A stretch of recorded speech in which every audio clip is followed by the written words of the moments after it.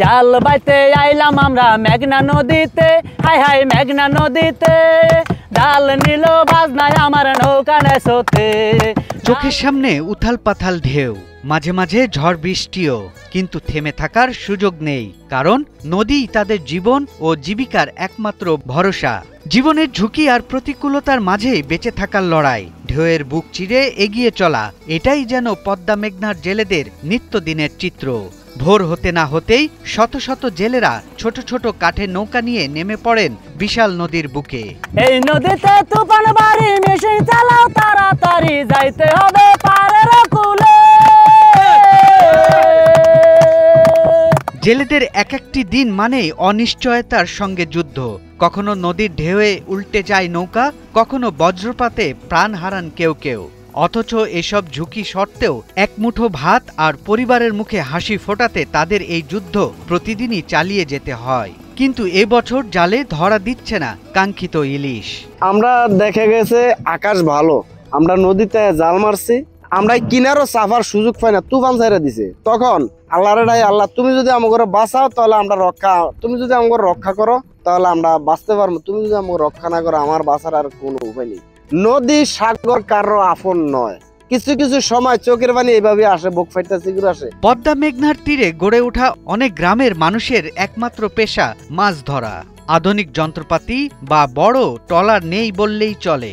জেলেরা সাধারণত 15 থেকে 20 ফুটের ছোট নৌকা আর পাটের বা নাইলনের জাল নিয়ে নদীতে নামেন। এসব নৌকা গভীর নদীতে টিকে থাকা কঠিন, বিশেষ করে বৈরী আবহাওয়ার মধ্যে। 20,000 বা 30,000 টাকার বাজার নিয়ে নদীতে যাই। নদীতে যাওয়ার পরে গান খুবই শান্ত নিবিড় থাকে। আমরা নদীতে যাওয়ার পরে খুব বাতাস তুফান বা ঝড় বৃষ্টির কবলে হইয়া যাই। মানে এরকম অবস্থা, মানে মা বাপ বা আত্মীয় স্বজন দেখা হবে কি না এরকম কোনো রিস্ক নিয়ে আমরা নদীতে থাকতে হয়। হয়তো দেওয়া গেছে আল্লাহ পাকের কাছে বহুত কান্দাকাটি করি, যখন রিক্সে পড়িয়া যায় যে আল্লাহ আমাদেরকে বাঁচাও। স্থানীয় এক জেলে বলেন, যখন নদীতে যাই কেউ জানি না আর ফিরে আসতে পারবো কিনা। নদীতে না গেলে আমাদের চুলায় আগুন জ্বলে না। যারা মৎস্যজীবী তাদের এই রৌদ্র তুফান এবং কিবা সিগনাল বৃষ্টি এটি নিয়ে জীবনযাপন করতে হয়। কষ্ট তো অবশ্য হয়, হইলেও করার কিছু নাই। আমার চিকুরবাকে দিয়ে জাল টানা শুরু, এই যেভাবে ভারী জালটা নিয়ে উঠে আর কি, তাড়াতাড়ি জালটা নিয়ে উঠে এই আবার মনে করেন যে হেঁটে আর কান দিয়ে লই আর খাও। সরকারি সহায়তার মাঝে মাঝে এলেও তা প্রয়োজনের তুলনায় অনেক কম।